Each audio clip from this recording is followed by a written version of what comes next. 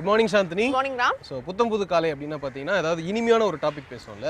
இன்னைக்கு வந்து அதுக்கு ஏற்ற மாதிரி பக்கா ஒரு இனிமையான டாபிக்கோட வந்திருக்கேன். என்ன அப்படின்னு பார்த்தீங்கன்னா தேன் இருக்கு இல்லையா? ஸோ தேனில் வந்து நிறைய பெனிஃபிட்ஸ் இருக்கு. ஸோ அந்த பெனிஃபிட்ஸ் எல்லாம் வந்து பார்த்தீங்கன்னா நம்ம நேயர்களுக்காக நம்ம வந்து தொகுத்து வழங்க போகிறோம். ஸோ அந்த பெனிஃபிட்ஸ் பற்றிலாம், அதாவது ஹனியோட பெனிஃபிட்ஸ் பற்றிலாம் பேசுறதுக்கு முன்னாடி நம்ம வியூவர்ஸ் வந்து வெல்கம் பண்ணிடலாமா? கண்டிப்பா. நேயர்கள் அனைவருக்கும் புத்தம் புது காலை வணக்கம்.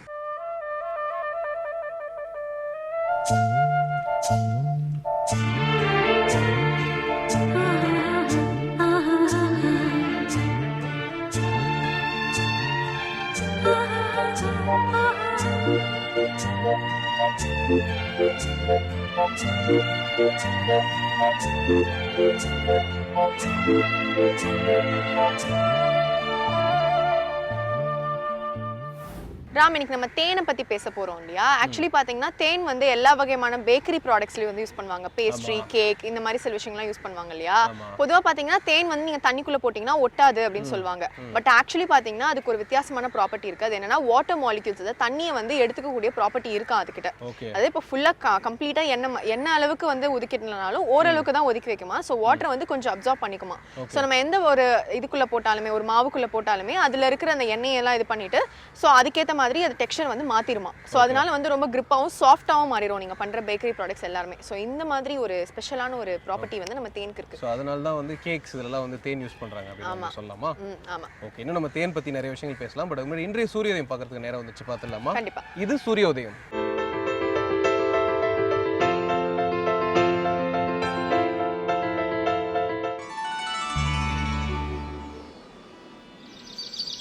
இன்று 28/3/2016 திங்கட்கிழமை, மன்மத வருடம் பங்குனி மாதம் 15ஆம் தேதி. இன்று சூரியோதயம் 6:19 ராகு காலம் காலை 7:30 மணி முதல் 9 மணி வரை. யமகண்டம் காலை 10:30 மணி முதல் 12 மணி வரை. குளிகன் பகல் 1:30 மணி முதல் 3 மணி வரை. திதி பஞ்சமி. நட்சத்திரம் அனுஷம். சுப ஓரைகள் காலை 6 மணி முதல் 7 மணி வரை, 8 மணி முதல் 9 மணி வரை, 11 மணி முதல் 1 மணி வரை, மாலை 3 மணி முதல் 4 மணி வரை. யோகம் சித்த யோகம். சந்திராஷ்டமம் மேஷ ராசிக்கு. சாந்தினி, நம்ம ஹனியோட பெனிஃபிட்ஸ் பத்தி பேசும்போது அதுல வந்து மிகப்பெரிய பெனிஃபிட் என்ன அப்படின்னு பாத்தீங்கன்னா மெமரி பவர் வந்து ஜாஸ்தி பண்ணுமா. அது காரணம் என்ன அப்படின்னு பாத்தீங்கன்னா அதோட மெயின் காம்பனன்ட்ஸ் வந்து கார்போஹைட்ரேட்ஸ் அண்ட் சுகர் தான். அது இல்லாம நிறைய மினரல்ஸ் அண்ட் விட்டமின்ஸ்லாம் இருக்கு தேன்ல. ஸோ இந்த மினரல்ஸ் அண்ட் விட்டமின்ஸ் என்ன பண்ணும் அப்படின்னு பாத்தீங்கன்னா கால்சியம் இருக்கு இல்லையா? ஃபார் எக்ஸாம்பிள் பாத்தீங்கன்னா பால் சாப்பிடும்போது பாத்தீங்கன்னா தேன் கலந்து கொடுப்பாங்க. ஸோ அதனால என்ன அப்படின்னு பாத்தீங்கன்னா அந்த கால்சியம் வந்து உடம்புல வந்து டோட்டலா வந்து அப்சர்வ் ஆகும். ஸோ அதுக்கு வந்து தேன் ஹெல்ப் பண்ணுது. அண்ட் இது மட்டும் இல்லாம அந்த தாட் ப்ராசஸ்க்கு வந்து முக்கியமான மினரல் எது அப்படின்னு பாத்தீங்கன்னா கால்சியம் தான். ஸோ அதனால இந்த கால்சியம் வந்து அதிகப்படுத்துறதுனால தேன் வந்து மெமரிக்கு வந்து ரொம்ப ஹெல்ப்பா இருக்கு அப்படின்னு சொல்றாங்க. அது மட்டும் இல்லாம செல்லுலர் டேமேஜ்னால தான் வந்து மெமரி வந்து கம்மியாயிட்டே வரும். ஸோ இந்த செல்ஸ் டேமேஜ் ஆகிறதெல்லாம் வந்து ஹனி வந்து தடுக்குமா. ஸோ இவ்வளோ விஷயங்கள்ல வந்து நம்ம மெமரியை வந்து ஜாஸ்தி பண்ணுது. ஓகே, ஸோ வயசானவங்க எல்லாம் மெமரி இல்ல மறந்துடுறேன் அப்படின்னு சொல்றாங்களா, அவங்க எல்லாமே நிறைய தேன் சாப்பிடலாம். ஓகே, சூப்பரான விஷயம் தான் சொல்லியிருக்கீங்க. தொடர்ந்து அபிராமி அந்தாதியில இருந்து ஒரு பாடல் மற்றும் விளக்கத்தோட இலக்கிய மேகம் ஸ்ரீனிவாசன் அவர்கள் காத்துட்டு இருக்காரு, பார்த்துடலாமா? இது அபிராமி அந்தாதி.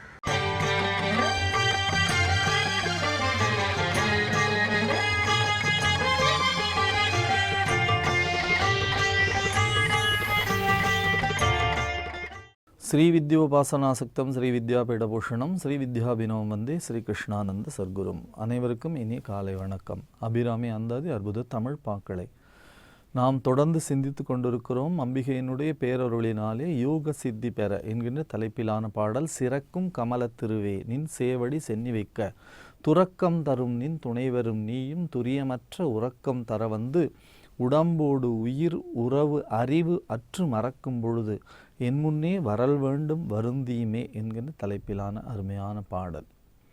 சிறக்கும் கமலத்திருவே நின் சேவடி, உன்னுடைய திருவடியை என்னுடைய தலைமையிலே சூட்ட வேண்டும்.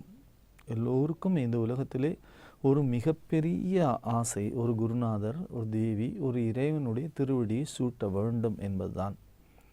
அப்படி சூட்டினால் என்ன ஆகும் என்று கேட்டால், நாம் பல இடங்களிலே சொன்னது போலே அந்த திருவடியை, குருநாதர் திருவடியை சூட்டி கொள்வதனாலே நம்முடைய தலை எழுத்து மாறிப்போய் விடுகிறது என்று சொல்லுகிறார் அருணகிரிநாதர்.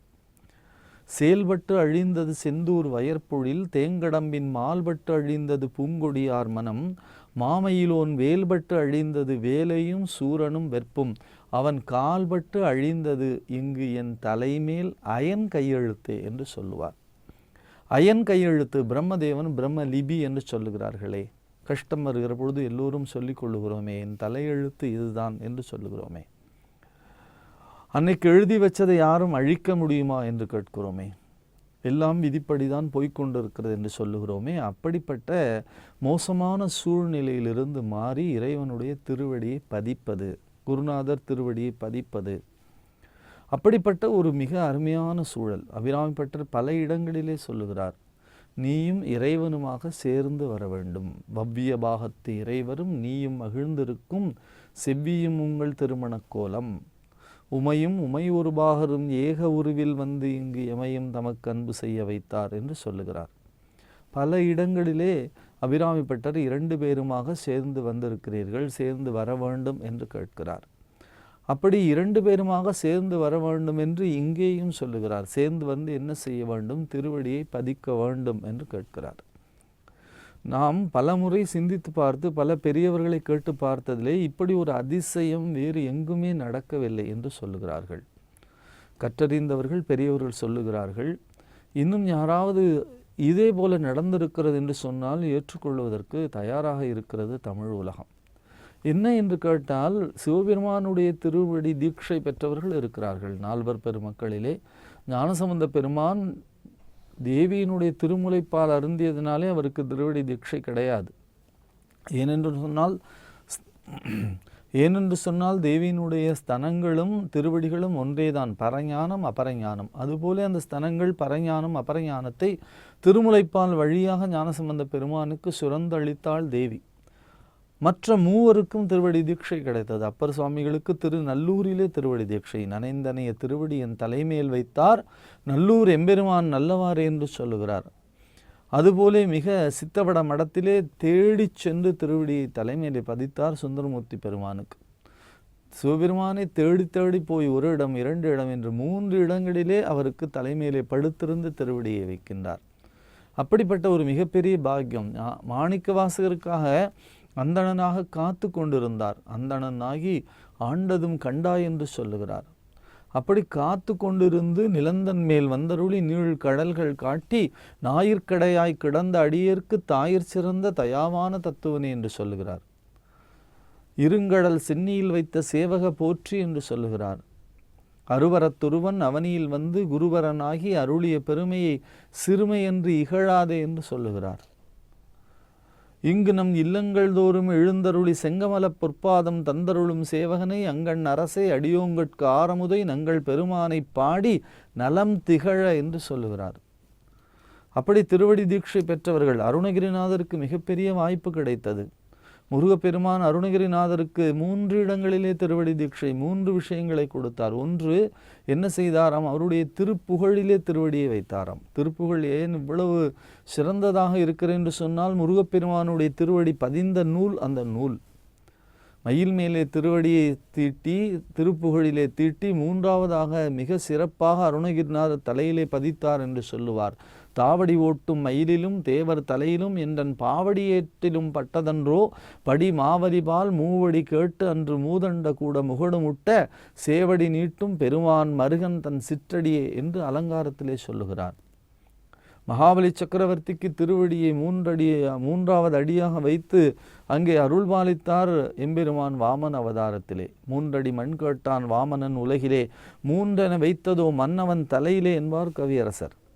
அப்படி அந்த திருவடி தீட்சை பதித்தவர்கள் ஏராளம். ஆனால் ஒருவர் மட்டும்தான் பதித்திருக்கிறார்கள். ஆனால் அபிராமிப்பட்டருக்குத்தான் மிகப்பெரிய விஷயமாக இறைவனும் இறைவியுமாக சேர்ந்து வந்து பதித்தார்கள். இப்படிப்பட்ட ஒரு அருமையான வரலாற்று நிகழ்வு நாம் படித்த வரைக்கும் கேட்ட வரைக்கும் வேறெங்கு இருக்கிறதா என்று தெரியவில்லை.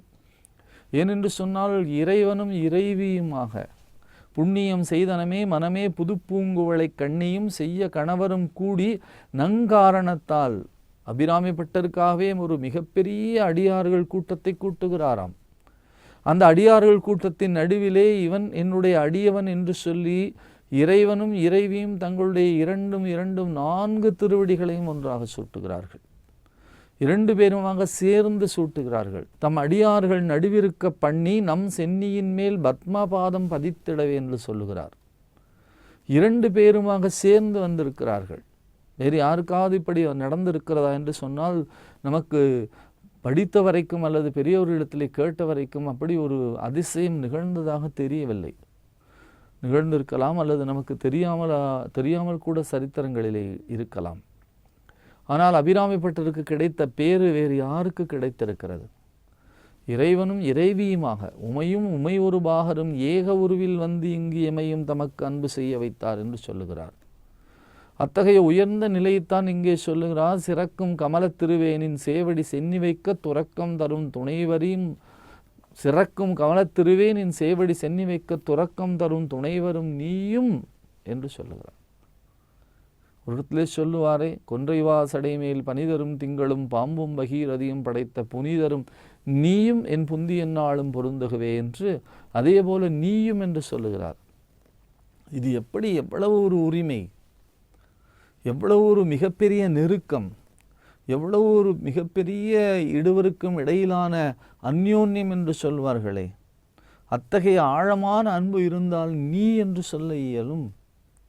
துறக்கம் தரும் துணைவரும் நீயும் என்று சொல்லுகிறார். கொன்றைவா சடைமேல் பனிதரும் திங்களும் பாம்பும் பகீரதியும் படைத்த புனிதரும் நீயும் என்று எப்படி சொன்னாரோ, நான் திரும்ப திரும்ப 2வது முறை சொல்லுவதற்கான காரணம், அந்த நெருக்கத்தை தொடர்ந்து பார்க்கிற பொழுது நம்முடைய கண்களிலே நீர் கசிய வேண்டும். ஏனென்று சொன்னால் இத்தகைய பேரன்பு, ஒருமையோடும் உரிமையோடும் அழைக்கக்கூடிய அன்பு வேறு யாருக்கும் இருந்ததாக தெரியவில்லை. அத்தகைய நெருக்கம் பராசக்தி இடத்திலே, அபிராமி இடத்திலே அபிராமி பட்டருக்கு இருந்தது. அந்த பாதங்களை கொண்டு வந்து தலைமையிலே சூட்டக்கூடிய மிகப்பெரிய தன்மை, அந்த பாதங்களுக்கு எத்தனை வலிமை, அந்த பாதங்களுக்கு எத்தனை பெருமை. மாணிக்கவாசகர் அடுக்கிக் கொண்டே போவார். போற்றி அருள்கனின் ஆதியாம் பாதமலர், போற்றி அருள்கனின் அந்தமாம் செந்தளிர்கள், போற்றி எல்லா உயிர்க்கும் தோற்றமாம் பொற்பாதம், போற்றி எல்லா உயிர்க்கும் போகமாம் பூங்கடல்கள், போற்றி எல்லா உயிர்க்கும் ஈராம் இணையடிகள், போற்றி மால் நான்முகனும் காணாத புண்டரிகம், போற்றி யாம் உய்ய ஆட்கொண்டருளும் பொன்மலர்கள் என்று சொல்லுவார். ஒவ்வொரு பாதத்தினுடைய ஒவ்வொரு அடியிலும் அதனுடைய பெருமையை சொல்லிக்கொண்டே வருவார். அந்த பாதங்களை தலையிலே சூட்டிக்கொள்ளக்கூடிய மாபெரும் பாக்கியமாக அபிராமி பெற்றிருக்கிறார். அது எப்பொழுது வர வேண்டும் என்று கேட்கிறார். அந்த தன்மை எப்பொழுது வர வேண்டும், எந்த இடத்திலே வர வேண்டும்? ஏற்கனவே நீங்கள் சூட்டி இருக்கிறீர்கள், ஏற்கனவே நீங்கள் அருள் பாலித்திருக்கிறீர்கள்.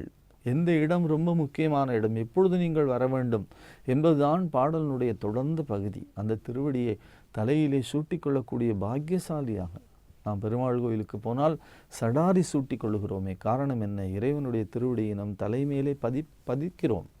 அவர்கள் கொண்டு வந்து சடாரியை சார்த்துகிற பொழுது இறைவன் திருவடி நம் தலைமையிலே பதிகின்றன. நம்முடைய பாவங்களெல்லாம் அகன்று போகின்றன, நம்முடைய துன்பங்கள் எல்லாம் ஒழிந்து போகின்றன. அப்படி திருவடி தலைமையிலே சூட்டி கொள்ளக்கூடிய பேரு, எப்பொழுது அந்த பேரு வேண்டும் என்று கேட்கிறார் என்பதுதான் பாடலினுடைய தொடர்ந்த பகுதியாக இருக்கிறது. தொடர்ந்து எங்களோடு இணைந்திருங்கள், தொடர்ந்து சிந்திப்போம், நாளை சந்திப்போம். நன்றி, வணக்கம். ராம், தேன் வந்து மெமரி பவர் இன்க்ரீஸ் பண்ணும், இந்த மாதிரி சில விஷயங்கள்லாம் சொன்னீங்க இல்லையா? ஆக்சுவலி தேனுக்கு பார்த்தீங்கன்னா ஆன்டி பாக்டீரியல் ப்ராப்பர்ட்டி இருக்கு.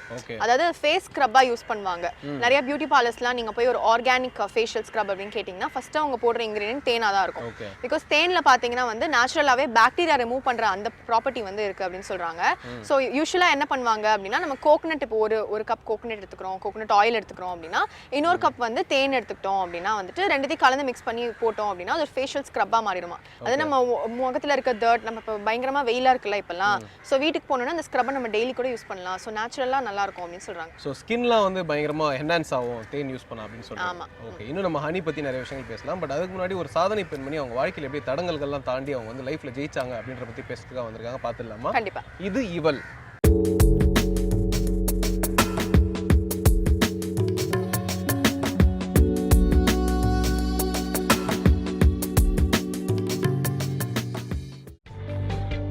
சமையல் என்பது பெண்களாய் பிறந்த அனைவருக்கும் கைவந்த கலை. என்னதான் நலபாகம் எனச் சொல்லி சமையற்கலையில் சிறந்தவன் நலன் என்று குறிப்பிட்டாலும் வீட்டுக்கு வீடு சமையல் கலை வளர்வது பெண்களால் தான். இன்றைய நவீன யுகத்தில் வேலைக்கு செல்லும் பல பெண்களுக்கு சமைப்பதற்கு நேரமே இல்லை என்ற நிலை இருக்கிறது. அதிலும் மேல்தட்டு வர்க்கத்தை சார்ந்த சில பெண்கள் சமைக்க வேண்டிய அவசியமோ தேவையோ இல்லாமல் கூட வாழ்ந்து வருகின்றனர். இன்றைய சாதனை பெண்கள் நிகழ்ச்சியில் நாம் காணவிருக்கும் இந்த பெண்மணி சமையல் கட்டையே எட்டி பார்க்காமல் வாழ்ந்தவர். ஆனால் இன்றோ சமையல் கலையில் மிகப்பெரிய சாதனை படைத்து தான் ரசித்து ருசித்த சுவையான சமையல் குறிப்புகளை புத்தகமாக வெளியிட்டு அறுசுவை அரசியாக திகழ்கிறார் என்பது ஆச்சரியமூட்டும் உண்மை. அந்த பெண்மணிதான் திருமதி மல்லிகா பத்ரிநாத்.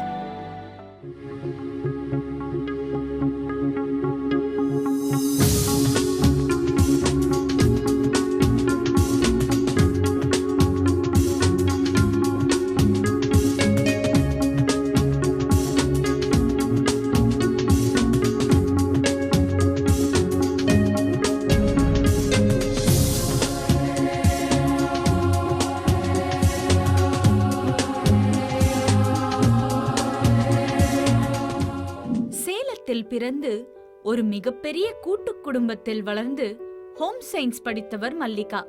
படித்து முடிக்கும் வரை சமையல் அறை, சமைக்கப்படும் அறை என்பதை தவிர வேறு எதுவுமே தெரியாதவர். எங்கள் வீடு பார்த்திங்கன்னா ஒரு ஜாயிண்ட் ஃபேமிலி. நாங்கள் வந்து கிட்டத்தட்ட 25 பேர் ஒரே வீட்டில் குடியிருந்தோம்.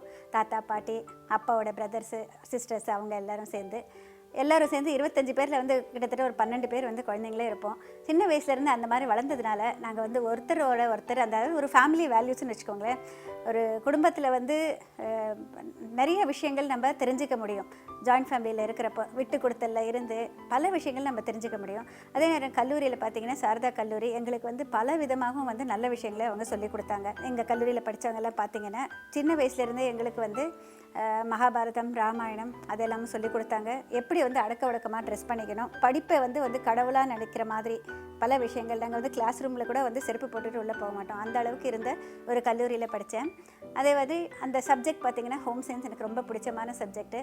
அந்த காலத்தில் நாங்கள் படித்தப்போ வந்து கிட்டத்தட்ட வந்து அதில் வந்து 6-7 சப்ஜெக்ட் வந்து தனித்தனியாக படித்தோம். ஹோம் மேனேஜ்மெண்ட் அப்படிங்கிறப்போ வீட்டை வந்து எப்படி நல்லபடியாக பராமரிக்கிறது, அப்புறம் குழந்தைங்களது சைல்டு டெவலப்மெண்ட்டு, குழந்தைங்களை வந்து பராமரிக்கிறதுலேருந்து அந்த சைல்டு சைக்காலஜிலேருந்து நியூட்ரிஷன் அண்ட் டயட்டடிக்ஸ், அதாவது ஒவ்வொரு உணவும் சமைக்கிறப்போ அதனுடைய சத்துக்களை பற்றின விவரங்கள், அந்த மாதிரி பல விஷயங்கள் நாங்கள் தெரிஞ்சுக்க முடியாது. சமையல் ஒன்றுமே தெரியாது ஜாயின்ட் ஃபேமிலியில் இருந்ததுனால. ஏன்னா எப்போவுமே அங்கே சமையலுக்கு ஆள் உண்டு, அதுக்கு ஹெல்ப்பரும் ஆள் உண்டு. ஆனால் எல்லார்கிட்டையும் இருந்தும் அந்த காலத்துல எல்லாம் வந்து இப்போது இருக்கிற மாதிரி வந்து சமையலை கற்றுக்கிறதுங்கிறது முடியாது. திருமணமாகி கணவர் வீட்டுக்கு வந்த பின் சமைத்துத்தான் பார்ப்போமே என்று முதலாய் கத்திரிக்காயில் ஓர் குழம்பு வைத்து சமைப்பதை ஒரு பொழுதுபோக்காய் துவங்கினார். ஆர்வத்தை தவிர சமையலை பற்றி வேறு எதுவுமே தெரியாதவர் இன்று சமையற்கலையில் ஓர் வல்லுனராய் வருவார் என்பது அவரே கூட நினைத்து பார்க்காத ஒன்று. கல்யாணத்துக்கு முதல்ல வந்து ஜாயிண்ட் ஃபேமிலியில் இருந்துட்டு இங்கே வந்ததுக்கப்புறம் பார்த்தீங்கன்னா வேறு யாருமே கிடையாது. நான், என் கணவர், மாமனார், மாமியார், அவ்வளோ பேர் தான். ஆனாலும் வந்து அப்போ தான் முதல்ல வந்து சமைக்க போகிறோம்.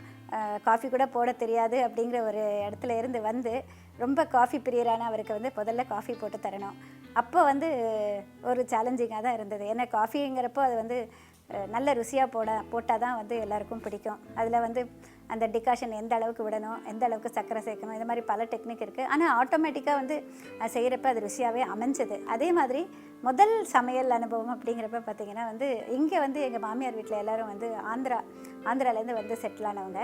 அதனால் வந்து மதிய உணவெல்லாம் பார்த்திங்கன்னா அந்த கத்திரிக்காய் குழம்பு, அந்த ஆந்திரா டிப்பிக்கல் சமையல், அந்த தக்காளி பருப்பு, அந்த மாதிரி வந்து டிப்பிக்கல் ஆந்திரா சமையல் தான். நான் வந்து அது மாதிரி சாப்பிட்டதும் கிடையாது, டேஸ்ட் பண்ணதும் கிடையாது. ஏன்னா நிறையா பச்சை மிளகாய் போடுவாங்க, நிறையா காரம் இருக்கும்.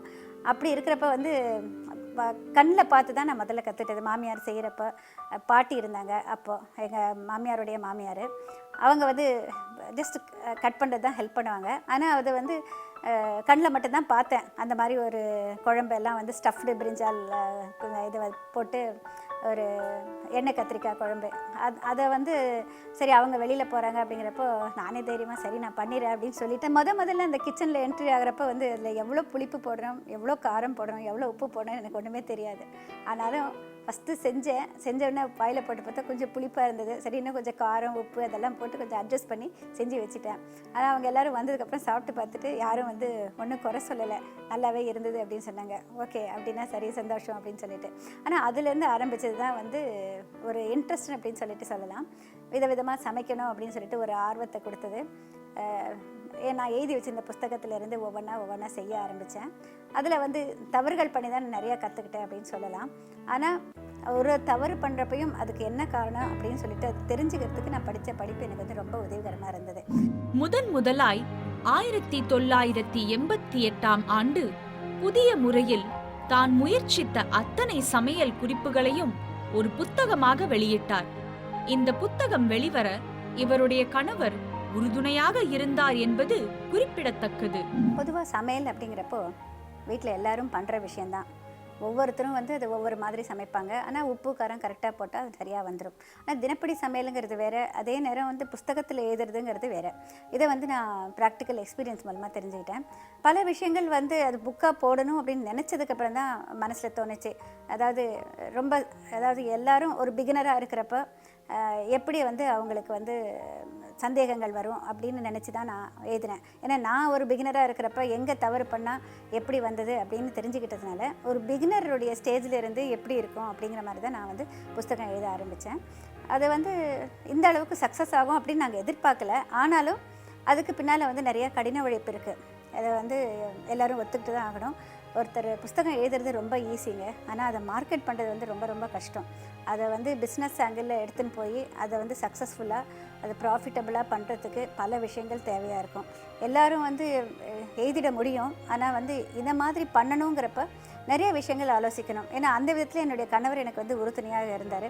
அதுக்கு வந்து நான் நிஜமாகவே கொடுத்து வச்சேன் அப்படின்னு நினைக்கிறேன். தான் புதிதாய் உருவாக்கிய சமையல் குறிப்புகளை கொண்டு இவர் சமைத்து பார்ப்பார். அந்த சமையலின் தனிப்பெரும் சுவையை முழுவதுமாய் உணர்ந்து அதன் பிறகே அவற்றை புத்தகத்தில் வெளியிடுவார். ஒவ்வொரு புஸ்தகம் எழுதுறப்பையும் இன்னைக்கு வரைக்குமே நான் அதை செஞ்சு பார்த்துட்டு தான் எழுதுகிறேன். ஏன்னா நம்ம எழுதுறதை பார்த்து நிறைய பேர் பண்ணுறப்போ நம்ம தான் அதுக்கு ரெஸ்பான்சிபிள். அவங்களுக்கு நல்லா வரணும் அப்படிங்கிற ஒரு தாட்டோடு தான் நான் செய்வேன்.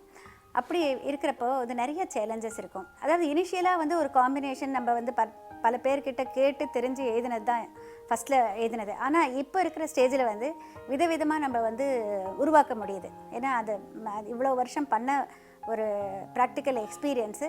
அது மட்டும் இல்லை, நம்ம வந்து அதை செய்கிறப்ப வந்து ஒரு சூக்ஷ்மத்தை பிடிச்சிறதுனால தான். அப்படி பார்த்திங்கன்னா வந்து எனக்கு ரொம்ப சேலஞ்சிங்காக இருந்த புக்குங்கிறப்போ ஒன்று வந்து புட்டிங்ஸ் புக்கு, அதே நேரம் இன்னொன்று வந்து ஜூஸஸ் புக்கு. அந்த ஜூஸஸ் புக்கு வந்து ஒவ்வொன்றும், அதாவது வெஜிடபிள் ஜூஸில் ஒரு காம்பினேஷன், ஃப்ரூட் ஜூஸில் காம்பினேஷன் அப்படின்னு சொல்லிட்டு அது ஹெல்த் ஆங்கிளையும் பார்க்க வேண்டியிருந்தது.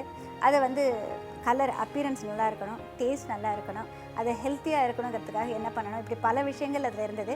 அது ஒரு கம்பெனிக்காக முதல்ல ஒர்க் பண்ண வேண்டியதான் ஒரு சூழ்நிலை இருந்தது. அவங்க வந்து அந்த ஜூஸ் எல்லாம் விற்கிறதுக்காக அவங்க எப்படி ட்ரை பண்ணாலும் சரியாக வரலன்னு சொல்லிட்டு என்கிட்ட வந்து கேட்டாங்க. அந்த காம்பினேஷன் பண்ணுறப்ப தான் வந்து முதல் 3 நாள் 4 நாள் பார்த்திங்கன்னா ஒரு மாதிரி ஒரு ப்ரௌன் கலராக ஒரு டிகாஷன் மாதிரி ஒன்று வரும். அது வந்து அது ருசியே இருக்காது. இப்படி இருந்தால் எப்படி அப்படின்னு சொல்லிட்டு ஒரு மலைச்சி போய் நின்னேன். அப்புறம் தான் ஒரு சூக்ஷ்மத்தை பிடிச்சிட்டேன். ஓகே, இது கலர் வைஸ் கம்பைன் பண்ணணும். ஒரு ஹார்டு வெஜிடபிள், ஒரு வந்து சாஃப்ட் வெஜிடபிள், அதோட ஒரு சின்ன ஸ்பைஸு, அந்த மாதிரியெல்லாம் கம்பைன் பண்ணால் வந்து அந்த கலர் வைஸ் நல்லா இருந்தால் டேஸ்ட்டும் நல்லா இருக்கும் அப்படின்னு சொல்லிட்டு ஒரு சூக்ஷ்மத்தை பிடிச்சேன். அதுக்கப்புறம் வந்து ரொம்ப ஈஸியாக என்னால் வந்து கம்பைன் பண்ணி கொடுக்க முடிஞ்சது. அதே மாதிரி ஒவ்வொரு புஸ்தகத்துக்கும் நான் வந்து பார்த்திங்கன்னா வந்து அதனுடைய சப்ஜெக்ட் கொஞ்சம் தெரிஞ்சுக்கிட்டு பண்ண மாதிரி இருந்தது. ஆண்டுக்கு ஒரு புத்தகம் வெளியிட வேண்டும் என்ற லட்சிய வேட்கையோடு இதுவரை 25 புத்தகங்கள் வெளியிட்டுள்ளார். இவை அனைத்துமே பொதுமக்களால் விரும்பி வரவேற்கப்பட்டு அமோக ஆதரவை பெற்றுள்ளன. தூர்தர்ஷன் தொடங்கி தனியார் சேனல்கள் வரை இவரது சமையல் நிகழ்ச்சி இடம்பெறாத சேனல்களே இல்லை என்னும் அளவிற்கு தனிப்பெரும் சமையல் வல்லுநராய் வலம் வருகிறார் மல்லிகா அவர்கள். புத்தகங்கள் எழுதுவதோடு நிறுத்திக் கொள்ளாமல் மல்லிகா ஹோம் ப்ராடக்ட்ஸ் என்ற பெயரில் மசாலா பொருட்களையும் தயாரித்து வருகிறார். இவை அனைத்திலுமே இவரது கைமணம் சுவையை கூட்டிக் கொண்டிருக்கிறது. மல்லிகா ஹோம் ப்ராடக்ட்ஸ் அப்படிங்கிற ஒரு கம்பெனி ஆரம்பித்து கிட்டத்தட்ட ஒரு 10-12 வருஷமாக நிறைய ப்ராடக்ட்ஸ் மேனுஃபேக்சர் பண்ணிகிட்டு இருக்கோம். அதுவும் வந்து டைரக்ட் மார்க்கெட்டிங் தான் பண்ணுறோம். கடைகளில் வந்து நம்ம வீட்டில் இருந்தே ஆட்டோவில் கொண்டு போய் சேல் பண்ணுவாங்க. எங்களுக்குன்னு தனியாக ஒரு கம்பெனி வச்சுட்டு பண்ணிட்டு இருக்கோம். இதை ஆரம்பித்தது கூட வந்து ஒரு ஆக்சிடென்டல் அப்படிங்கிற மாதிரி தான் சொல்லலாம். ஏன்னா பல கம்பெனிகள் வந்து நீங்கள் வந்து எங்களுக்கு இந்த மாதிரி ரெசிபி டெவலப் பண்ணி கொடுங்க, அந்த மாதிரி பண்ணி கொடுங்க, பிராண்ட் அம்பாசிடராக இருங்க, அந்த மாதிரிலாம் கேட்டு அந்த மாதிரி இருக்கிறப்போ சரி நம்ம இப்போதைக்கு நம்மளால் முடியும், இந்த மாதிரியும் ஒரு ஆரம்பித்து பண்ணலாம் அப்படிங்கிற ஒரு தாட்டில் ஆரம்பித்தோம். ரொம்ப லிமிட்டடாக பண்ணிகிட்ருக்கோம். சென்னைக்கு மட்டும்தான் கேட்டர் பண்ணுறோம். ஆனால் வந்து அது நேரடி என்னுடைய மேற்பார்வையில் ஏங்கிறதுனால என்னால் வந்து அது ருசியாக கொடுக்க முடியுது. எந்த விதத்துலேயும் வந்து குவாலிட்டியில் வந்து காம்ப்ரமைஸ் பண்ணக்கூடாது அப்படிங்கிற ஒரு விஷயத்தை நாங்கள் மனசில் வச்சுட்டு கிட்டத்தட்ட 25 கன்வீனியன்ட் ஃபுட்ஸ் அப்படின்னு சொல்லலாம். இப்போ ரெடி டு குக் ப்ராடக்ட்ஸ் அப்படின்னு சொல்லிட்டு அதுவும் பண்ணிட்டு இருக்கோம். கைமணக்க நாமணக்க சமைப்பதென்றால் கொஞ்சம் கைராசியும் வேண்டும் என்பார்கள். அந்த வகையில் இவரது கையின் ராசியும் மனமும் சமையற்கலைக்கே பெருமையை சேர்த்து கொண்டிருக்கிறது. தினப்படி சமையலுக்காக எழுதுகிற சமையல் புத்தகங்கள் ஒரு பக்கம், ப்ளஸ் ஸ்பெஷலைஸ்டு புக்ஸு அது ஒரு பக்கம், டெலிவிஷன் ஷோஸில் வந்து நம்மளுக்கு தெரிஞ்சதை ஷேர் பண்ணிக்கிறது அது ஒரு பக்கம், மேகசினில் வந்து தெரிஞ்சு எழுதுறது, இந்த மாதிரி பல விஷயங்கள் செஞ்சாலும் எந்த நேரத்திலும் குடும்ப சூழ்நிலையில் விட்டு கொடுக்கக்கூடாது. நம்ம குழந்தைங்கள் அவங்களுடைய வளர்ப்பு, பேர குழந்தைங்கள் வந்தாச்சு இப்போல்லாம், அவங்களையும் வந்து அதாவது நம்மளுடைய டியூட்டிங்கிறது பண்ணணும். இந்த மாதிரி பல விஷயங்களையும் பார்த்து பேலன்ஸ் பண்ணிட்டு தான் செஞ்சிட்ருக்கோம், செய்ய முடியுது. ஆனால் பலரும் வந்து அந்த மாதிரி நினச்சி பண்ணணும் அப்படிங்கிறது தான் என்னுடைய ஆர்வம். ஒவ்வொருத்தருக்கும் வந்து ஒரு ஃபீல்டு நம்ம துறையை தேர்ந்தெடுத்துட்டா கூட பெண்கள் அப்படிங்கிறப்போ அவங்க வந்து பலவிதமாகவும் எல்லாத்தையும் பார்த்து தான் அனுசரித்து தான் போகணும். ஏன்னா நம்மளுக்கு வந்து பொறுமைங்கிறது ரொம்ப முக்கியம். அதே நேரம் நம்மளால் வந்து சாதிக்க முடியும் அப்படிங்கிற ஒரு தாட், அதாவது ஒரு தன்னம்பிக்கை இருக்கணும். நம்மளுக்கு வந்து செல்ஃப் கான்ஃபிடென்ஸ் இருந்தாக்க எப்போதுமே ஜெயிக்க முடியும். இதுதான் வந்து எல்லாருமே ஞாபகத்தில் வச்சுக்கணும். சாப்பிடுவதையே லட்சியமாக கொண்டோர் மத்தியில் சுவையாக சமைப்பதையே லட்சியமாக கொண்டு அறுசுவை விருந்து படைக்கும் இந்த சாதனை பெண்மணியாம் மல்லிகா பத்ரிநாத் அவர்கள் மென்மேலும் புகழ் பெற வேந்தர் டிவி அன்புடன் வாழ்த்துகிறது.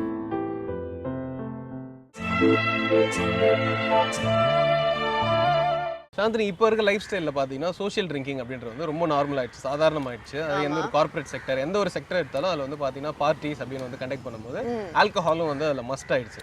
ஸோ அதை நிறைய பேர் வந்து அவாய்ட் பண்ணவும் முடியல. அவாய்ட் பண்ணால் வந்து மிங்கிள் ஆக முடியாது அப்படின்ற மாதிரி நிறைய விஷயத்துக்காக வந்து கன்சியூம் பண்ணுறாங்க.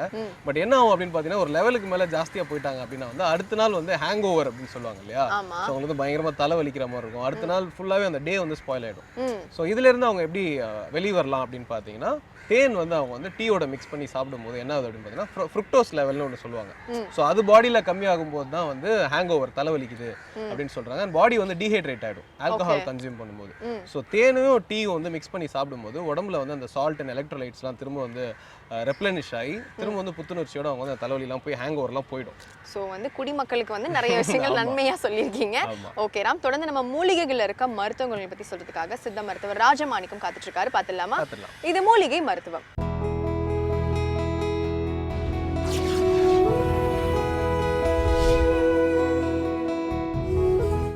உலகெங்கும் உள்ள வேந்தர் டிவி நேயர்களுக்கு காலை வணக்கம். நம்ம இன்றைக்கி பார்க்க போகிற மூலிகை மருத்துவம் வந்து பனி வெடிப்புன்னு சொல்லுவாங்க. இன்றைக்கி பார்த்தீங்கன்னா வெயில் அதிகமாக இருக்குது, ராத்திரியில் முழுவதும் பனி அதிகமாக இருக்குது.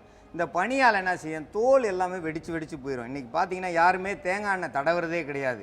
தேங்காய் எண்ணெயை கை காலில் முகத்தில் எல்லாத்துலேயும் தடவிட்டு வந்தாங்கன்னா இந்த வெடிப்பு இருக்காது. இந்த தடவுறதே கிடையாது. அப்போ என்ன ஆகும், முகத்தில் பல இதுங்களை பேஸ்ட்டுகளை போட்டு முகத்தில் தேய்ச்சி பார்க்கும்போது கண்டமாக வெடிச்சிருக்கும். கத்தியில் அறுத்தா மாதிரி இருக்கும் முகம், தோலெல்லாம். சிலருக்கு பார்த்தீங்கன்னா பாம்பு சட்டை மாதிரி இருக்கும் முகம் முழுவதும், இல்லை கை கால் எல்லாமே இருக்கும்.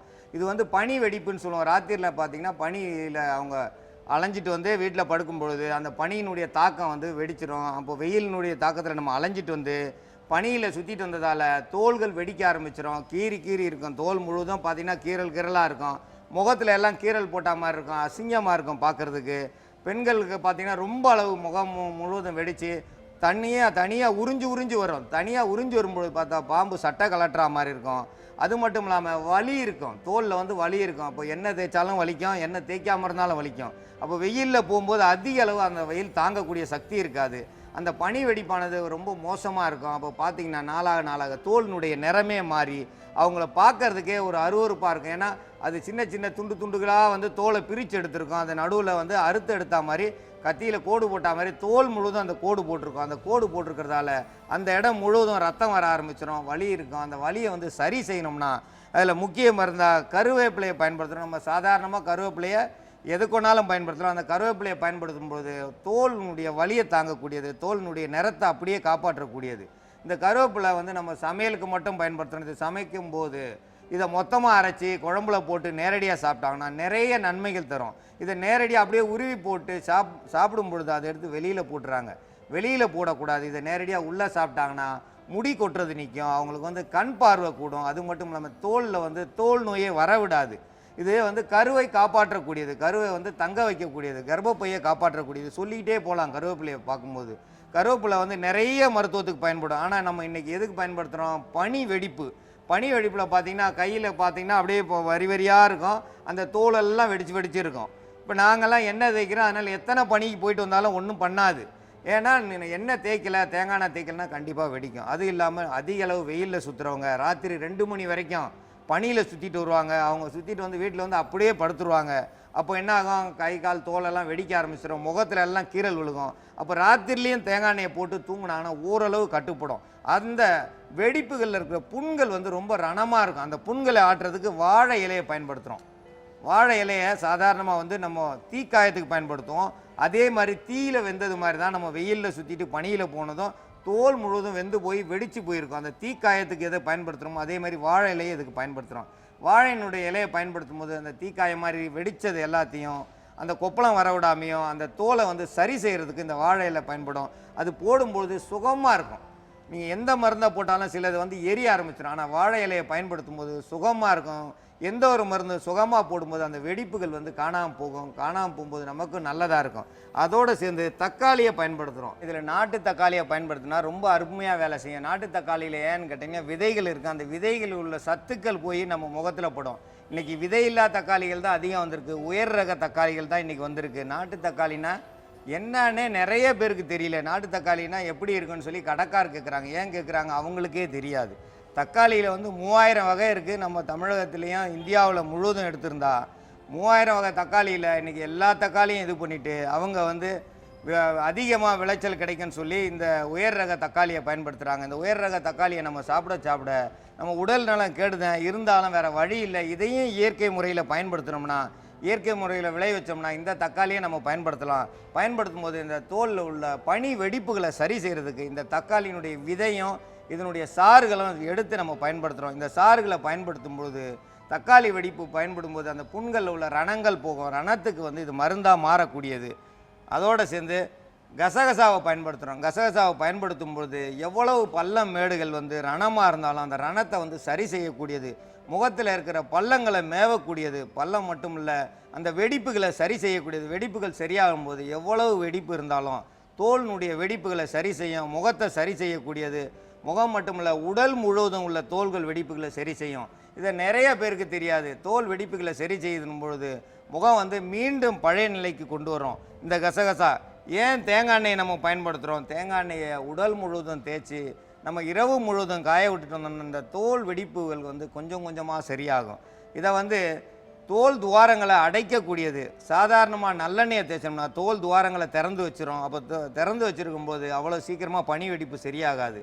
பனி வெடிப்பு சரியாகணும்னா குழந்தைகளாக இருந்தாலும் பெரியவங்களாக இருந்தாலும் தேங்காய் எண்ணெயை தேய்ச்சி உடல் முழுவதும் தேய்ச்சி முகத்துக்கெல்லாம் தேய்ச்சிட்டு வந்தாங்கன்னா அந்த பனி வெடிப்பு வர்றது கொஞ்சம் கொஞ்சமாக கட்டுப்படும். அந்த கொஞ்சம் கொஞ்சமாக கட்டுப்படும் போது தோலில் வெடிப்புகளே இருக்காது. தோல் வெடிப்பு இல்லாமல் தோல் வந்து நல்ல நிறத்துக்கு வர்றதுக்கும் முகத்தில் வந்து தோல் வெடிப்பு மறையிறதுக்கும் உடல் முழுவதும் இருக்கிற தோல் வெடிப்பு மறையவும் தோலினுடைய நிறம் பழைய நிறத்துக்கு வர்றதுக்கான மருத்துவத்தை இப்போ நம்ம பார்க்கலாம்.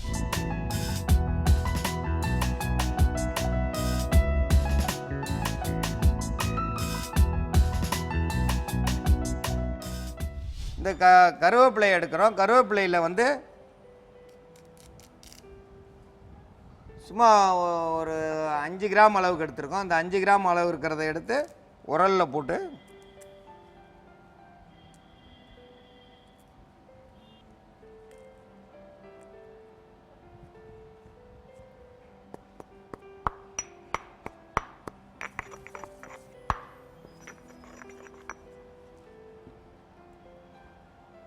வாழையில் வந்து இந்த காம்பு பகுதியை அதிகமாக எடுத்துக்கணும். ஏன்னா இந்த சாறு தான் நமக்கு தேவை. இந்த சாறு தேவையால் இதை வந்து கொஞ்சம் கொஞ்சமாக இடித்தோம்னா சாறு வரும்.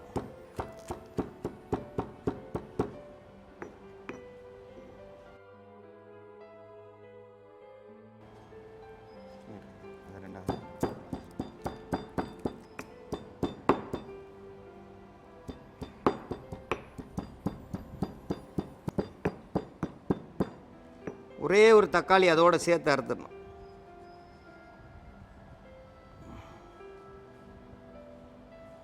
வாழை இலை தண்டு கிடச்சதுனாக்கா அந்த வாழை இலையை நல்லா நறுக்கி வச்சு அதை இடித்தோம்னாக்கா நல்லா சாறு வரும். அந்த சாறை வந்து இது கூட சேர்த்துக்கணும். இப்போ வந்து நம்மளுக்கு வாழைத்தண்டு இல்லாதனால வாழை இலை கிடச்சிருக்கு.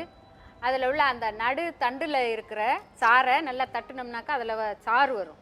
அது இப்போ மருத்துவத்துக்கு தேவையான அளவுக்கு நாம் அந்த சாறை மட்டும் கூட சேர்த்து இடிச்சிட்டு அந்த திப்பியாக இருக்கிற அந்த தண்டை எடுத்துடலாம். அது கூட சேர்த்து தக்காளி, ஒரு தக்காளி விதையோடு சேர்த்து நல்லா பொடிசாக நறுக்கி போட்டு நல்லா கூழாக அரைச்சி எடுக்கணும். இது நல்ல கனிஞ்ச தக்காளியாக இருந்துச்சுனாக்கா நம்மளுக்கு தேவையான அளவுக்கு நல்லா கூழாக கிடைக்கும். அப்படி நம்ம இந்த கல் இதெல்லாம் அரைச்சி எடுக்க முடியல உரல்ல அப்படின்னாக்கா இப்போ இருக்கிற நம்ம நவீன மிக்சியில் போட்டு நல்லா அரைச்சி கூழாக எடுத்துடலாம்.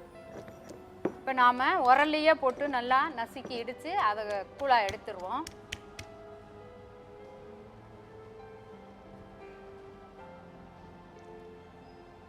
இந்த தக்காளி சாறு, வாழையில சாறு, கருவேப்பிலை இது எல்லாம் சேர்ந்த சாறு இப்போ நம்ம எடுத்துருக்குறோம்.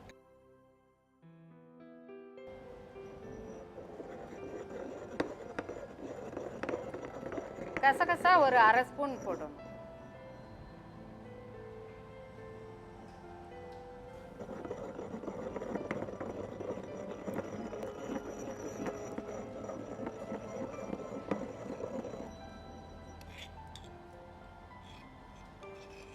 இது எல்லாமே சேர்த்து அரைச்சி எடுத்து வச்சிருக்க கூழோட நம்ம உடம்புல எங்கெங்கே வெடிப்புகள் வந்திருக்குதோ அந்த இடம் எல்லாத்துலேயும் போடலாம். அதுக்கு ஏற்ற மாதிரி நாம் மருந்தை சேர்த்து நம்ம தயாரிச்சுக்கலாம்.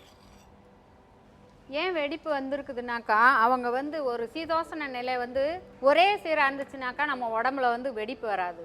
அதே நேரத்தில் நம்ம ரொம்ப அதிக வெயிலில் இருந்துட்டு குளிர்ச்சியான இதமான குளிர் காலம் வந்து காலை பனி இருக்குது, சாயந்தரம் பனி இருக்குது. பனி வர்றப்போ அவங்க சூட்லேயே இருந்துட்டு அந்த பனிக்குள்ளே போகிறப்ப பார்த்தீங்கன்னாக்கா கை காலெல்லாம் வெடிப்பு வந்துடும். இன்னும் பார்த்தீங்கன்னாக்கா இந்த சதைப்பற்று உள்ளங்கை காலெல்லாம் கூட கால்லையும் வெடிப்பு வந்திருக்கும், கையிலையும் வந்து வரி வரியாக வெடித்து கத்திட்ட கீறின மாதிரி இருக்கும், வலி அதிகமாக இருக்கும், ரத்தம் வெளியாகிக்கிட்டு இருக்கும். காதுட்டையெல்லாம் பார்த்தீங்கன்னாக்கா மீன் செதில் மாதிரி பக்கு பக்காக இருக்கும். பெண்களுக்கு, சின்ன குழந்தைங்களுக்கு, பெரியவங்களுக்கு பார்த்தீங்கன்னா கையிலெல்லாம் வந்து மீன் செதில் மாதிரி இருக்கும். அந்த அளவுக்கு வந்து அதுவும் ரொம்ப வறண்டு போய் கீரலாக வந்து கீரலாக இருக்கும். அது அவங்க வந்து வலிக்குதுன்னு சொல்லிட்டு எதுவுமே போட்டுக்கிறாமல் விட்டுருவாங்க.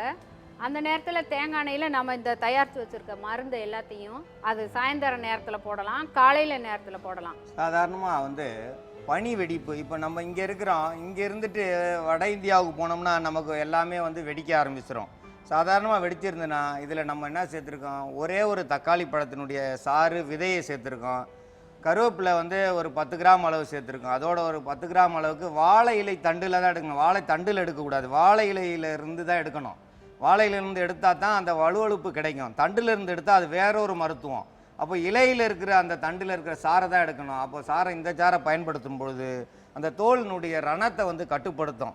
இதோடு சேர்த்து கசகசா சேர்த்துருக்கோம். இதை எல்லாத்தையும் ஒன்றா அரைச்சி முதல்ல உடல் முழுவதும் தடவிடணும். தடவி 2 மணி நேரம் காஞ்சதுக்கப்புறம் தான் தேங்காய் எண்ணெயை மேலே தடவணும். இதோட தேங்காய் எண்ணெயை கலக்க வேணாம். கடைசியாக வந்து உடல் முழுவதும் தேங்காய் எண்ணெயை தேய்ச்சிக்கணும். இந்த மாதிரி தேய்ச்சிட்டு வந்தாங்கன்னா அந்த வெடிப்புகள் வந்து ஒரு வாரத்திலேயே மாற ஆரம்பிச்சிடும். வெடிப்புகளே இருக்காது. வெடிப்பு இருந்த இடம் மீண்டும் ரணமே இருக்காது. ரத்தம் வந்துக்கிட்டு இருந்தால் ரத்தம் கட்டுப்படும். அதிக அளவு வெடிப்பு இருந்தால் அவங்க கொஞ்சம் நாளைக்கு சேர்ந்தாப்பில் போடலாம், தவறே பண்ணாது. ஏன்னா உடலை வந்து குளிர்ச்சியாக்கும், அந்த வெப்பத்தை வந்து கட்டுப்படுத்தும், உடல் வெடிப்புகளை சரி செய்யும், அந்த வெடிப்புகளில் வர ரத்தத்தை வந்து ஆற்றக்கூடியது, புண்களை வந்து மேவக்கூடியது. இந்த நிலையில் போடும்போது இந்த தக்காளி பழத்தில் இருக்கிற அந்த சாரும் விதையும் சேரும் பொழுது அந்த கசகசா சேருது. அதோடு சேர்ந்து வாழை இலைச்சாறு, வாழை இலையில் இருக்கிற மட்டை அதில் இருக்கிற சாறு தான் எடுக்கணும்.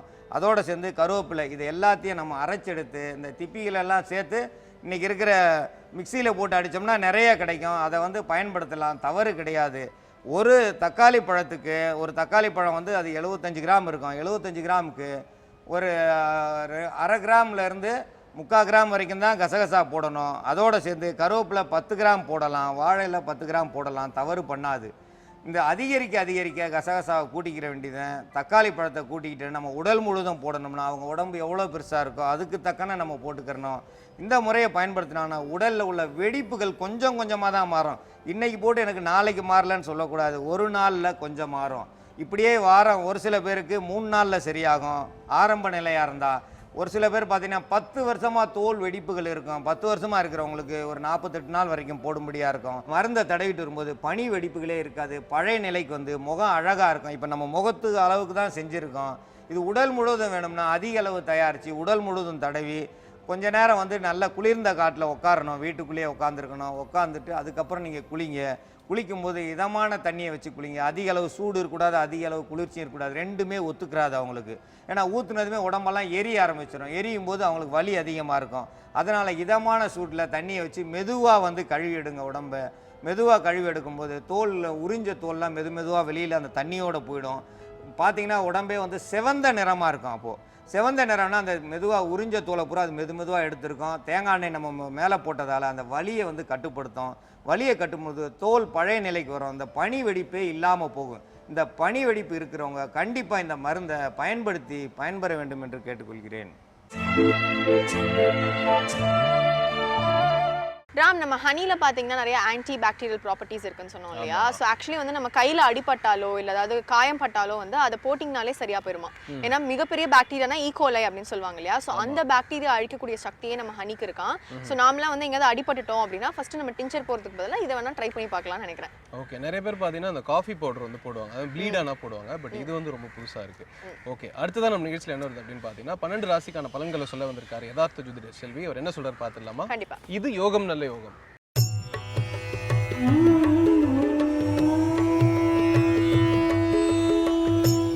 வேந்தர் டிவி நேயர்களுக்கு அனைவருக்கும் இனிய காலை வணக்கம்.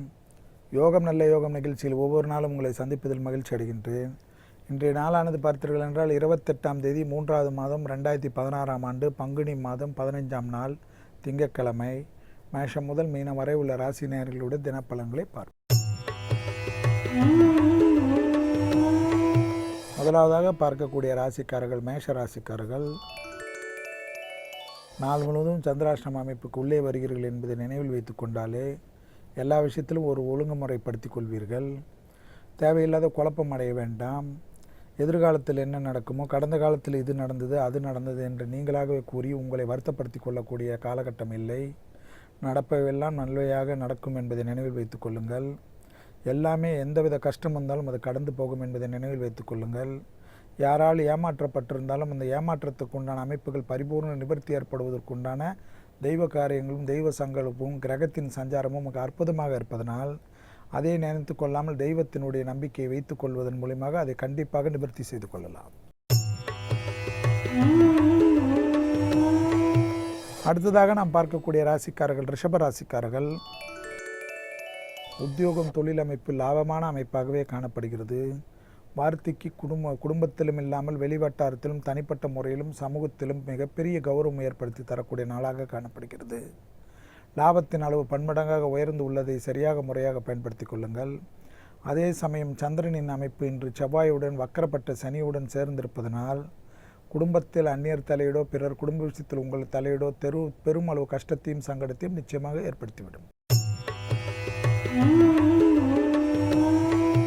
அடுத்ததாக நாம் பார்க்கக்கூடிய ராசிக்காரர்கள் மிதுன ராசிக்காரர்கள். கண்டிப்பாக தைரியம் தன்னம்பிக்கை பெற்றுத்தரக்கூடிய நல்ல நாளாக காணப்படுகிறது. வண்டி வாகன மாற்ற அமைப்புகள் இருந்தால் முயற்சிகள் வெற்றிகள் காணப்படுகிறது. பூமியால் மிகப்பெரிய ஆதாயமும் அனுகூலமும் காணப்படுகிறது. ஏற்றமும் அடங்கும் ஒன்றன் பின் ஒன்றாக வருவதை சரியாக முறையாக பயன்படுத்தி கொள்ளுங்கள். உத்தியோகத்தில் இருந்த சங்கடங்கள் பரிபூர்ண நிவர்த்தி ஏற்படுவதுடன் அசையா பொருள் சேர்க்கையில் இருந்த பிரச்சனைகள் நிவர்த்தி ஏற்படுவதுடன் கொடுக்கல் வாங்கல் பிரச்சனை ஒரு முடிவுக்கு வந்து புது அமைப்புக்கும் ஏற்றத்தையும் அனுகூலத்தை பெரிய ஒப்பந்தங்கள் கையெழுத்திடுவதற்குண்டான இனிமையான அமைப்பை ஏற்படுத்தி தரக்கூடிய நாள். அடுத்ததாக நாம் பார்க்கக்கூடிய ராசிக்காரர்கள் கடகராசிக்காரர்கள். கர்ப்பஸ்திரீகளாக இருக்கட்டும் மற்ற கடகராசிக்காரர்களாக இருக்கும் வயிற்று உபத்திரத்தில் மிக கவனமாக இன்றைய நாள் இருக்க வேண்டும். பிள்ளைகள் விஷயத்தில் வாக்குவாதங்கள் வேண்டாம். பிள்ளைகள் வண்டி வாகனத்தில் மிக கவனமாக செல்ல சொல்லுங்கள். பிள்ளைகளுடைய நடவடிக்கைகளில் சிறிது கவனத்துடன் இருங்கள்.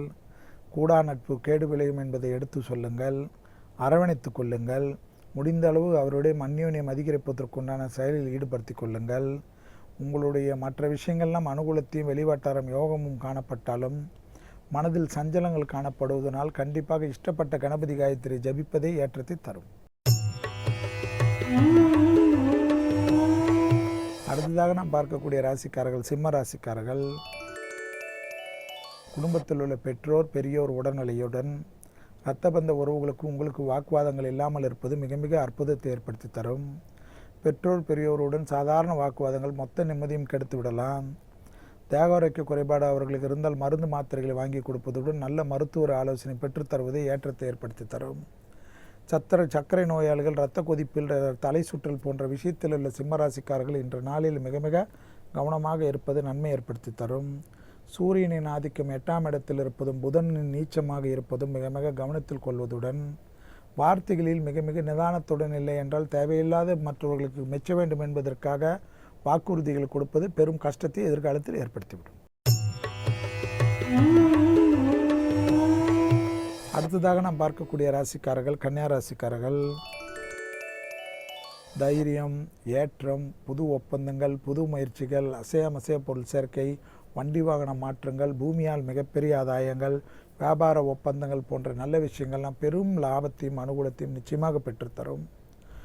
எந்தவித பயணங்களும் அது மூலியமாக மிகப்பெரிய ஆதாயத்தை பெறுவீர்கள்.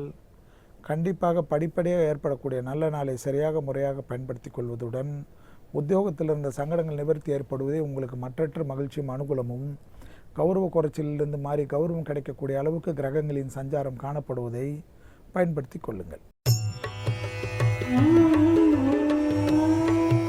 அடுத்ததாக நாம் பார்க்கக்கூடிய ராசிக்காரர்கள் துலா ராசிக்காரர்கள். உத்தியோகத்தில் தனிப்பட்ட முறையில் தனிப்பட்ட துறையில் எந்த துறையில் இருந்தாலும் யாருடைய மனதை நோகடித்த செய்தால் அதற்குண்டான பெரிய வேலையை கொடுப்பதற்குண்டான நாளாக வேண்டிய நாள் காணப்படுகிறது. அதே சமயம் வீட்டில் உள்ளவர்களோ மற்ற விஷயத்தில் இருப்பவர்களுக்கு ஒரு குறைபாடும் காணப்படவில்லை. பாகிஸ்தானத்தில் உள்ள செவ்வாய் சனி சஞ்சாரத்துடன் உள்ள சந்திரனின் சஞ்சாரத்தில் மிக மிக நிதானத்துடன் இருப்பதும் தொழில் அமைப்பில் கண்டிப்பாக பிரச்சனைகள் ஏற்படுவதற்குண்டான நாள் என்பதுடன் அந்த விஷயத்தில் மிக மிக கவனமும் குடும்ப தொழிலில் தேவையில்லாத பெரும் மனிதர்களுடன் வாக்குவாதங்கள் எல்லாம் இட்டுக்கொள்வதோ தேவையில்லாமல் ராஜினாமா செய்வதோ பெரும் சிக்கல்கள் எதிர்காலத்தில் ஏற்படுத்திவிடும் என்பதை துளாராசிக்காரர்கள் உணர்ந்து கொள்ள வேண்டும். அடக்கத்துடன் இருப்பது நன்மை தரும். அடுத்ததாக பார்க்கக்கூடிய ராசிக்காரர்கள் விருச்சக ராசிக்காரர்கள். அடிவயிற்றிலிருந்து பாதம் வரை உள்ள உறுப்புகள் விஷயத்தில் மிக மிக கவனமாக இருக்கக்கூடிய நாள். வண்டி வாகனத்தில் வித்தைகள் வேண்டாம். அனாவசிய செலவுகளை தவிர்த்து கொள்ளுங்கள். பிள்ளைகள் விஷயத்தில் பூத கண்ணாடி ஆராய்ச்சி வேண்டாம். எந்தவித கையெழுத்திடுவதற்கு முன்பாக மொத்தமாக படித்து பார்த்து அர்த்தம் புரிந்தால் கையெழுத்திடுங்கள். கண்டிப்பாக எல்லா விஷயத்திலும் சுருக்கி கொள்ளுங்கள். யாருக்கும் நீங்கள் அட்வைஸ் சொல்லக்கூடிய நேர காலங்கள் இல்லை என்பதை நினைவில் வைத்துக் கொள்ளுங்கள். அவர்கள் உங்களுடன் சிறியவர்களாக இருந்தாலும் அதிலிருந்து நகர்ந்து கொள்ளுங்கள். புறம் பேசுபவர்களை பக்கத்தில் வைத்துக் கொள்ளாமல் இருப்பதே நன்மை ஏற்படுத்தி தரும் என்பதை நினைவில் வைத்துக் கொள்ளுங்கள். அடுத்ததாக நாம் பார்க்கக்கூடிய ராசிக்காரர்கள் தனுசு ராசிக்காரர்கள். மனசஞ்சலம் ஏற்படுவதனால் சிவஸ்துதியை கேட்பதோ அல்லது சொல்வதோ மிகப்பெரிய அற்புதத்தையும் அல்லது சிவகாயத்திரி ஜபிப்பது மிகப்பெரிய ஏற்றத்தை ஏற்படுத்தி தரும். வரவுக்கு மீறிய செலவுகள் காணப்படுகிறது. அந்த செலவுகள்லாம் அவசியமா என்பது இருக்கின்ற பொருளை மீண்டும் மீண்டும் வாங்குவதனால் என்ன பயன் என்பதை யோசித்துக் கொள்ளுங்கள். முடிந்த அளவுக்கு வங்கி அட்டைகளை வீட்டிலே வைத்துவிட்டு செல்வதே நன்மை ஏற்படுத்தி தரக்கூடிய நல்ல நாளாக காணப்படுகிறது. உத்தியோகம் தொழில் அமைப்பெல்லாம் ஏற்றங்கள் காணப்பட்டாலும் பூமியில் முதலீடு செய்வர்கள் தஸ்தாவேஜுகளை அதன் நிபுணத்துவம் பெற்றவர்களுடன் கலந்து ஆலோசித்துட்டு அவர்கள் சரி என்று சொன்னால் மட்டும் முதலீடு செய்யுங்கள். அனாவசியமாக யாருக்கும் கடன் கொடுப்பது போன்ற விஷயத்தில் ஈடுபட்டு வருத்தப்படுத்திக் கொள்ளாதீர்கள். அடுத்ததாக நாம் பார்க்கக்கூடிய ராசிக்காரர்கள் மகர ராசிக்காரர்கள். லாபம் பன்மடங்காக உயரக்கூடிய நாள். பெரும் யோகம். பூர்வீகத்தில் இருந்த பிரச்சனைகள் நிவர்த்தி. இரத்தபந்த உறவுகளுக்கு உங்களுக்கு பாராமுக இருந்த அமைப்பு மாதிரி அந்யோன்யம் அதிகரிப்பது. புது ஒப்பந்தங்கள் கையெழுத்திடுவது, வண்டி வாகனத்தில் மாற்றங்களை எதிர்நோக்கியிருந்தால் அதில் உயர்ந்த அளவுக்கு மாற்றங்களை எதிர்பார்த்து கொள்வது, லாபத்தின் அளவு பன்மடங்காக உயர்வதனால் தனிப்பட்ட தொழிலிலோ உத்தியோகத்தில் இருந்த சங்கடங்கள் நிவர்த்தி ஏற்படுவதுடன் பதவி உயர்வுக்குண்டான உங்கள் முயற்சிகள் பலரால் பாராட்டப்பட்டு உறவுகளில் கிடைப்பதற்குண்டான அனுகூலமான நல்ல செய்தி வரக்கூடிய நாள். அடுத்ததாக நாம் பார்க்கக்கூடிய ராசிக்காரர்கள் கும்பராசிக்காரர்கள். தனிப்பட்ட உத்தியோகத்தில் அதிக கவனத்துடன் இருப்பது நன்மை ஏற்படுத்தி தரும். தொழிலாக இருக்கட்டும், வியாபாரமாக இருக்கட்டும், புதிய மனிதர்கள் விஷயத்தில் அவர்களுடைய பேச்சுக்களை முழுவதுமாக நம்பாதீர்கள். கும்பராசிக்காரர்களுக்கு எடுத்த காரியத்தில் எல்லாம் அனுகூலங்கள் காணப்பட்டாலும் இருக்கின்ற சந்தேகத்துடன் எல்லாவற்றிலும் தீர விசாரித்து செய்வதே நன்மை ஏற்படுத்தி தரும் என்பதை கும்பராசிக்காரர்கள் உணர்ந்து கொள்ள வேண்டும். கண்டிப்பாக வண்டி வாகனத்தில் வித்தைகள் காட்டினீர்கள் என்றால் அந்த வித்தைகளை மருத்துவமனையில் தான் பார்க்கக்கூடிய சூழ்நிலை கிரகச்சாரங்கள் ஏற்படுத்திவிடும் என்பதை நினைவில் வைத்துக் கொள்ளுங்கள். அடுத்ததாக கடைசியாக நாம் பார்க்கக்கூடிய ராசிக்காரர்கள் மீன ராசிக்காரர்கள். ஜவாப் ஜாமீன் கூடவே கூடாது. பெற்றோர் மூலியமாக மிகப்பெரிய ஆதாயங்கள் கிடைக்கக்கூடிய நாளாக காணப்படுகிறது. பிள்ளைகள் விஷயத்தில் இருந்த பாதிப்புகள் படிப்படியாக நிவர்த்தி ஏற்படுவதை கண்கூடாக பார்க்கலாம். தொட்டது தொடங்கக்கூடிய காலகட்டமாக காணப்படுகிறது. பூமியில் இருந்த பிரச்சனைகள் நிவர்த்திகள் காணப்படுகிறது. நீண்ட நாட்களாக உயராத இருந்த பூமி கூட கண்டிப்பாக உயர்வதற்குண்டான அனுகூலமான பிராப்தங்கள் காணப்படுகிறது. வீடு கட்டுவது, வீடு வாங்குவது, நிலம் வாங்குவது போன்ற விஷயத்திற்கெல்லாம் அதிக முக்கியத்துவம் கொடுப்பதுடன் கடல் கடந்து நல்ல செய்தி வருவதுடன் வேற்றுமொழி மனிதர் மூலமாக மிகப்பெரிய ஆதாயமும் அற்புதமும் கிடைக்கக்கூடிய நல்ல நாளாகவே இன்றைய நாள் காணப்படுகிறது. மீண்டும் நாளை யோகம் நல்ல யோகம் நிகழ்ச்சியில் சந்திப்பதில் மகிழ்ச்சி அடைகின்றேன். நன்றி, வணக்கம். ஸோ சாந்தினி, இன்னைக்கு வந்து ஹனியோட ப்ராப்பர்ட்டிஸ் பெனிஃபிட்ஸ் பற்றி நிறைய விஷயங்கள் பார்த்தோம். பட் இன்னைக்கு வந்து அதை முடிக்க முடியல. ஸோ நாளைக்கு வந்து நம்ம ஹனி பற்றி நிறைய விஷயங்கள் நிறைய எபிசோட் அதை கண்டினியூ பண்ணணும்னு நினைக்கிறேன். நான் பக்கமாக வந்து நம்ம தேனை பற்றி நிறைய ஆஸ் யூஷுவல் வந்து நாளைக்கும் நிறைய செக்மெண்ட்ஸ் வந்து மக்களுக்கு காத்துட்டு இருக்கு. இப்போ நம்ம கிளம்ப வேண்டிய நேரம் வந்துச்சு. கிளம்பிடலாமா? கிளம்பிடலாம். அதுக்கு முன்னாடி அடுத்ததான் நாட்டு நடப்பே உலக நடப்பே சொல்றதுக்காக வேந்திரன் இளங்கதிர் காலை செய்திகள் காத்துட்டு இருக்காங்க. உங்களை நாமளும் பார்த்துட்டு இப்போ கிளம்பிடலாம். ஸோ இதே மாதிரி நாளைக்கும் ஹனியை பற்றி நிறைய இன்ட்ரெஸ்டிங்கான பெனிஃபிட்ஸ் அண்ட் நிறைய சுவாரஸ்யமான செக்மெண்ட்ஸோட நாங்கள் உங்களை சந்திக்கிறோம். அது Chandini Mathivanan and Arjun Ram signing off from the NJ team of புது காலை. Bye. Bye.